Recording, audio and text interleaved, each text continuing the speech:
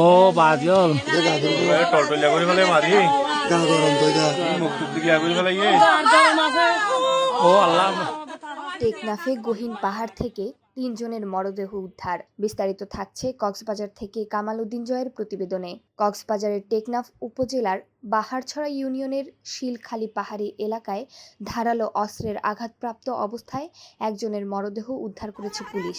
একই ঘটনায় আহত অবস্থায় হাসপাতালে নেওয়ার পথে আরও ২ জনের মৃত্যু হয়েছে। পুলিশ জানায় ২০ এপ্রিল রাতে বাহারছড়া ইউনিয়নের উত্তর শিলখালী পাহাড়ি এলাকায় ডাকাতদের আস্তানা থেকে ৩ জনকে ধারালো অস্ত্র দিয়ে গুরুতর আহত করা হয়। ঘটনাস্থলেই একজনের মৃত্যু হয়। পরে আহত অবস্থায় উদ্ধার করা অপর ২ জনকে হাসপাতালে নেওয়ার পথে তাদেরও মৃত্যু হয়।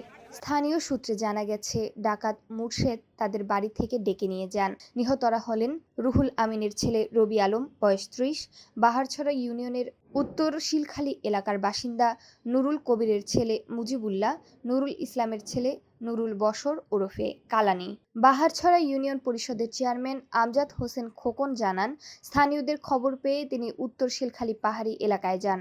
সেখানে একজনের মরদেহ দেখতে পান।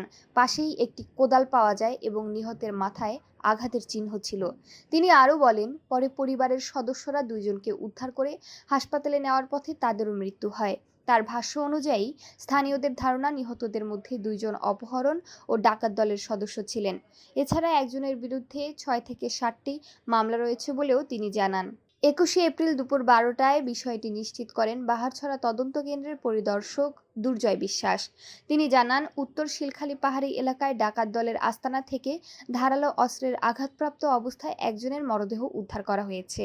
অপর ২ জনকে আহত অবস্থায় উদ্ধার করে হাসপাতালে নেওয়ার পথে তাদেরও মৃত্যু হয়। তিনি আরও বলেন, রাশের সুরতহাল রিপোর্ট তৈরি করে ময়নাতদন্তের জন্য কক্সবাজার সদর হাসপাতাল মর্গে পাঠানো হবে।